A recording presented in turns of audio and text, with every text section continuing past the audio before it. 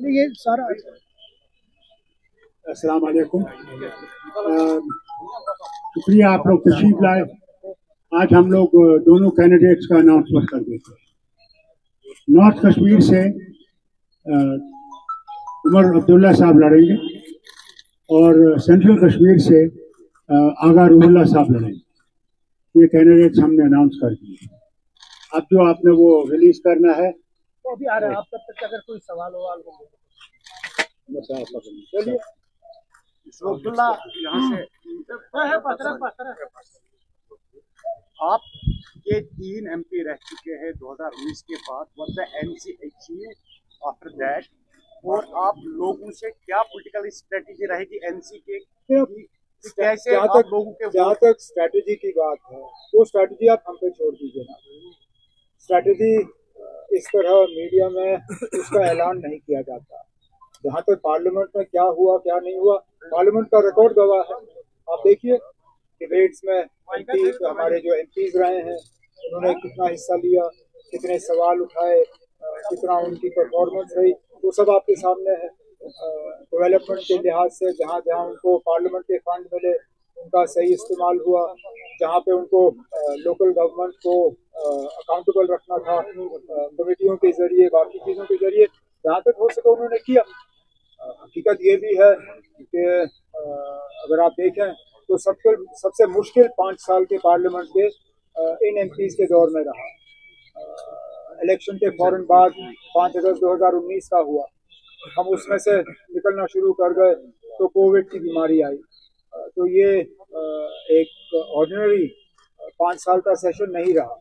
लेकिन उसके बावजूद मैं ये मान के चलता हूँ कि हमारे MPs जो हैं, बिलखसूस मसूदी साहब और फारूक साहब, उन्होंने पूरी कोशिश की कि जम्मू कश्मीर के लोगों के जो जज्बात हैं, उनके जो ख्यालात हैं, उनकी सही तरीके से पार्लियामेंट में तर्जुमानी हो। और आगे जाके भी हमारे जो अब 3 उम्मीदवार जनाब फारूक अब्दुल्ला साहब ने मंजूर किए हैं, शुमाली कश्मीर से, जनूबी कश्मीर से और सेंट्रल कश्मीर से, आगे भी हमारा यही मौक़िफ़ रहेगा, हमारी यही कोशिश रहेगी। हमारी लड़ाई इस बार किसी इंडिविजुअल के खिलाफ नहीं है। मेरी लड़ाई अगर आप नॉर्थ कश्मीर में देखें तो लड़ाई किसी कैंडिडेट के साथ नहीं है। मेरी लड़ाई उन ताकतों के साथ है जो उस कैंडिडेट के पीछे खड़े होकर उस कैंडिडेट का सपोर्ट कर रहे हैं। हमारी लड़ाई साउथ कश्मीर में, सेंट्रल कश्मीर में, नॉर्थ कश्मीर में बीजेपी और मरकज़ की हुकूमत के साथ है। और इसलिए मैंने ये फ़ैसला लिया और तंजीम ने ये फ़ैसला लिया मुझे नॉर्थ कश्मीर से लड़वाने का, क्योंकि मरकज़ का सबसे ज़्यादा ज़ोर अगर आप देखें और बीजेपी का सबसे ज़्यादा ज़ोर जो है वो नॉर्थ कश्मीर पे है। और मैं चाहता हूँ कि नॉर्थ कश्मीर में ही इन ताकतों को जो है शिकस्त दी जाए। और इसलिए तंजीम ने ये सही समझा कि मुझे नॉर्थ कश्मीर से इलेक्शन लड़ने पे जो है हुक्म दिया गया और आगा रूहुल्ला साहब को सेंट्रल कश्मीर से। अगर बात करें, कई सारी पार्टी जो है, आप जैसा कि आपने भी कहा नॉर्थ कश्मीर में सजाद लोन को सपोर्ट करने जा रही है, क्या आप का समर्थन कांग्रेस वहाँ पे करेगी? आप मुझे पता नहीं आप लोगों को इस बात पे शक क्यों होता है। पिछले दिनों दिल्ली का प्रेस कॉन्फ्रेंस चलिए तो दिल्ली में किया तो आप लोग थे नहीं, लेकिन आपके चैनल्स, आपके रिप्रेजेंटेटिव्स तो वहाँ पे थे। क्या उन्होंने, कांग्रेस ने किसी तरह का शक मतलब वहाँ छोड़ा, कोई गुंजाइश रखी शक की? कांग्रेस ने सीधा कहा कि जम्मू कश्मीर लद्दाख की 6 सीटों पे 50-50 पे फैसला हुआ है। 3 सीटों पे वो हमारी मदद करेंगे और 3 सीटों पे हम उनकी मदद करेंगे। जनाब फारूक अब्दुल्ला साहब ने पहले ही जम्मू के दौरे में उधमपुर के उम्मीदवार और जम्मू के उम्मीदवार के लिए प्रोग्राम किए हैं। मैं खुद संडे को अपना प्रोग्राम शुरू कर रहा हूँ और चिनाब वैली से जो है कांग्रेस के उम्मीदवार को जितवाने के लिए नेशनल कॉन्फ्रेंस के अपने साथियों को तैयार कर रहा हूँ। इसी तरह कांग्रेस ने भी हमें अश्योर किया है कि चाहे वो साउथ कश्मीर पीर पंचाल की सीट हो, श्रीनगर की सीट हो या बारामूला की सीट हो, जहाँ जहाँ कांग्रेस का असर रसूख है, जहाँ जहाँ उनके वोट बैंक है, उनको नेशनल कॉन्फ्रेंस की कामयाबी के लिए जो है इस्तेमाल किया जाएगा। सर, सारी पार्टी आपका हो गया। प्राइम मिनिस्टर मोदी जम्मू में है तो उन्होंने एक बार जो है परिवारवाद की बात उठाई है, फैमिली डायनास्टी पॉलिटिक्स की बात उठाई है और ये भी कहा है कि अब काफी डेवलपमेंट जम्मू कश्मीर की तरफ आएगी, इसमें मुझे क्या देखना है इसको? कोई नई बात अगर हो तो उस पर पूछ लीजिए ना। वजीर आजम साहब आके तो यही बात करते हैं, हम उनके मतलब प्रोग्रामों का इंतजार करते हैं इस लिहाज से कि उनके मुंह से हम कुछ नया सुने। परिवारवाद तो अब 10 साल हो गए उनको ये कहते हुए, और मैंने बार बार आपसे ये कहा है, बीजेपी को परिवारवाद के खिलाफ कोई मतलब उनको कोई इससे आपत्ति नहीं है। They are not opposed to any sort of families in politics. They are opposed to those families who are opposed to the BJP. आप इस बार देखिए जो उनके मैंडेट की डिस्ट्रीब्यूशन रहे हैं, their mandate distribution almost 1/5 is to people who belong to political families. खुद BJP ने मतलब अपने ही लोगों के परिवारवादों को जो है मैंडेट दिए हैं। तो अगर बीजेपी के लिए परिवारवाद ठीक है तो उनको हमारे परिवार से क्यों इतनी आपत्ति? इसलिए क्योंकि हम उनकी मुखालफत करते रहे थे, करते हैं और करते आएंगे भी। मतलब इसी स्पीच में एक और स्टेटमेंट आया है प्राइम मिनिस्टर की तरफ से कि वो दिन दूर नहीं जब जम्मू कश्मीर को दोबारा स्टेटहुड भी मिलेगा और इलेक्शन भी होंगे, असेंबली भी होंगे। तो आप इस स्टेटमेंट को कैसे देखें? सुप्रीम कोर्ट का तो फैसला है, हमारे ऊपर कौन सा एहसान कर रहे हैं? एहसान उनके तरफ से तब होता अगर के सुप्रीम कोर्ट के फैसले से पहले उन्होंने हमें इलेक्शन दिए होते। ये तो अब उनकी मजबूरी बन गई है। सुप्रीम कोर्ट का फैसला है कि 30 सितंबर से पहले जम्मू कश्मीर में असेंबली इलेक्शन जो है वो मुकम्मल किए जाने चाहिए। और जहां तक स्टेटहुड का सवाल है, अभी तक तो हमें समझा नहीं पाए कि हमसे वो छीना क्यों गया। चलिए दर्ज था कई सालों से, लेकिन जम्मू कश्मीर को एक रियासत के मतलब रियासत से हटा के उसको यूनियन टेरिटरी का दर्जा देना, ये कहाँ का इंसाफ? इस फैसले को तो वो सही माने में सुप्रीम कोर्ट में भी इसको समझा नहीं पाए। तो वजीर आजम साहब ने जम्मू में जो तकरीर की उसमें हमारे साथ कोई एहसान नहीं किया। जो सुप्रीम कोर्ट का फैसला है उसी फैसले के तहत उन्होंने बात की। So how do you see contesting from North Kashmir while you are having a strong hold from this? My most recent assembly constituency, thanks to the gerrymandering of the BJP, is actually now part of the North. So I am technically a North Kashmir contestant. So as far as a stronghold is concerned, national conferences strongholds are everywhere. And therefore my fight, as I said earlier, my fight is not against an individual in North Kashmir, nor is it against an individual in the center or the south. It is against New Delhi's attempts to prop up its until recently they were proxies. Now we know they are openly BJP candidates. पिछले दिनों तरुण चुग का यहाँ पे आना, अल्ताफ बुखारी के घर जाना, अल्ताफ बुखारी के घर जाके सजाद लोन को वहाँ हाजिरी पे बुलवाना और उनको वहाँ पे हिदायत देना, ये तो अब खुल्लम खुल्ला जो है ये लोग बीजेपी के इशारे पे काम कर रहे हैं। तो मेरा मुकाबला वहाँ पे किसी एक इंडिविजुअल या किसी रीजनल पार्टी से नहीं है, हमारा मुकाबला जो है सीधा सीधा दिल्ली और बीजेपी है। Prime Minister said that Article 370 was a delusion, and the ground reality in Kashmir proved NC, PDP and Congress a failure because nothing happened on the ground. JNK was not on fire. Everything is fine. How do you react to that?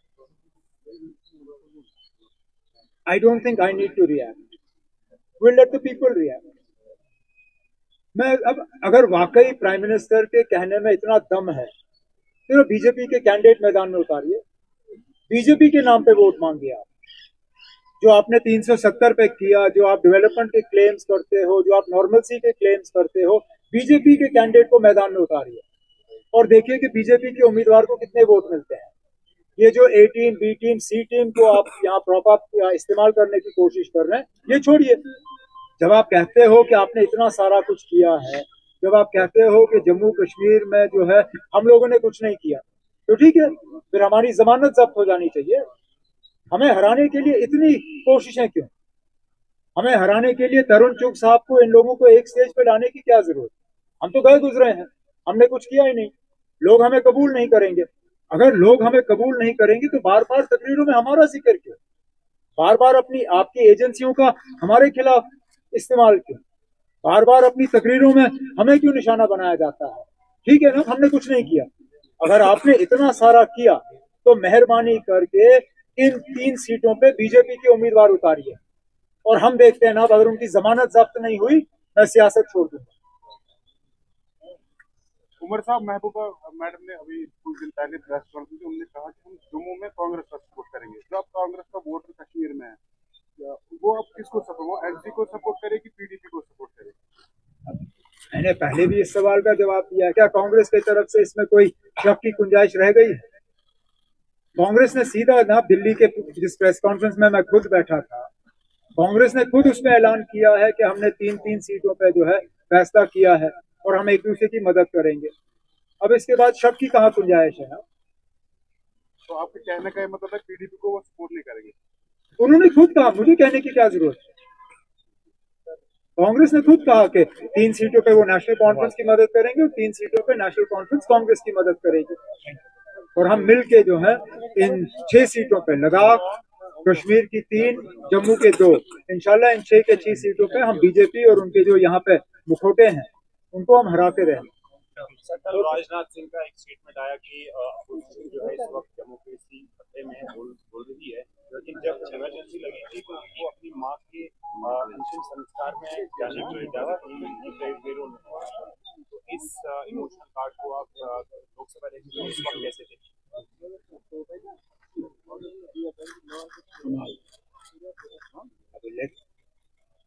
आमतौर पे लोग कहते हैं कि जिस दौर से हम आज गुजर रहे हैं ये इमरजेंसी से कम नहीं है।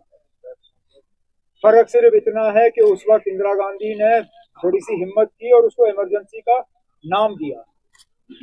इस वक्त में इमरजेंसी के हालात हैं लेकिन उसको इमरजेंसी बुलाया नहीं जा रहा है। नहीं तो मुझे बताइए ना, अब आप जिन चैनलों के लिए काम करते हो, जिन अखबारों के लिए लिखते हो, आपको कितनी छूट है ना सच बोलने की? कितनी छूट है ना? अब आपके कार्टून वालों को हुकूमत के कार्टून बनाने की इजाजत नहीं है ना। आप में से कितने हैं जिनको पुलिस थानों में बुलाया गया है? कितने? मैं अब आपसे कहूंगा नहीं कि हाथ ऊपर करिए, लेकिन मैं चेहरे चेहरे से पहचानता हूं ना। अब आप में से कितने हैं जिनको आपके नजदीकी थाने में बुला के आपसे पूछताछ की गई हो कि आपने ये क्यों लिखा, या ये बाइट क्यों दी, या आपने फलाने का इंटरव्यू क्यों लिया? अब ये हालात ऐसे हैं कि आप मतलब इस चीज को वो नाम दे नहीं सकते हो जिनको दबी अल्फाजों में जिसके तरफ इशारा किया जाता है। लेकिन जमहूरियत आज इतने ही खतरे में, शायद उससे ज्यादा आज खतरे में है बनिस्बत के उस वक्त इंदिरा गांधी ने तब भी हिम्मत करके फिर इलेक्शन कराया और किसी को इलेक्शन से पहले गिरफ्तार नहीं। और ये सही बात है, उस वक्त इलेक्शन से पहले कितने गिरफ्तार हुए थे ना? इमरजेंसी में जो हुए सो हुए, उसके बाद सारे छूटे। इलेक्शन से पहले कोई गिरफ्तार नहीं हुआ। आज देखिए ना, एक एक करके जहां पे बीजेपी को किसी ऑपोजिशन लीडर का खतरा लगता है, सीधा जाके ना किसी एजेंसी के तहत उनको गिरफ्तार कराते हैं। अगर वाकई ये इमरजेंसी नहीं है तो छोड़िए, उनको आने दीजिए मैदान में, देखी जाएगी फिर अगर बीजेपी का साथ लोग देते हैं या नहीं।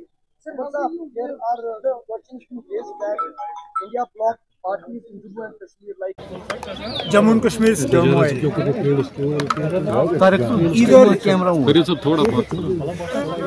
If what the Honorable Prime Minister is saying is correct, then why are his candidates not in the field? Why is BJP not contesting South Kashmir, Central Kashmir, North Kashmir? I assume for a moment that what the Honorable Prime Minister is saying is correct, that National Conference is responsible for all the trouble. Let's forget for a moment that more than 3,000 workers of the National Conference were killed by militants. छोड़ दीजिए, मेरे साथियों ने इस मुल्क के लिए कुर्बानी दी नहीं दी, मैं उसको एक तरफ रखता हूँ। मैं कहता हूँ, if the Honorable Prime Minister is correct and he truly believes what he says, why is the BJP not putting up candidates in North Kashmir, Central Kashmir, South Kashmir? कहीं ऐसा ना हो कि what the Honorable Prime Minister is saying and what he actually knows to be true, there is a difference. Sir, you made a very big statement. You said that you leave politics अगर उनकी जमानत जब्त नहीं होगी। आए मैदान में BJP अपने उम्मीदवार उतारे, हम भी देखें ना अगर वो अपनी जमानत बचा पाएंगे। उमर साहब, how are you seeing the differences? Proxies के हवाले से होता है, मैं हर लिहाज से इस कंपटीशन पर लड़ना चाहूँगा और लोगों को अपने साथ लेके उस कंपटीशन को लड़ना चाहूँगा। बाकी और कहीं पे कंपटीशन नहीं है, ये हम सब यहाँ पे अपने हालात को फील कर रहे हैं। अगर दूसरी पार्टीज भी यहाँ पे, जिसकी आपने बात की, उनको छोड़ के अगर कोई और पार्टी यहाँ पे कंटेस्ट कर रही है, मैं उनके कंटेस्ट करने को रेस्पेक्ट करता हूँ। अगर वो भी ये बात एक्सप्रेस कर पाते हैं, अगर लोगों के सेंटिमेंट्स को एक्सप्रेस कर पाते हैं, लोगों के सेंटिमेंट्स को रिप्रेजेंट कर पाते हैं, तो अच्छी बात है। जितने भी लोग जम्मू कश्मीर से इस हवाले से बात करें उतना बेहतर।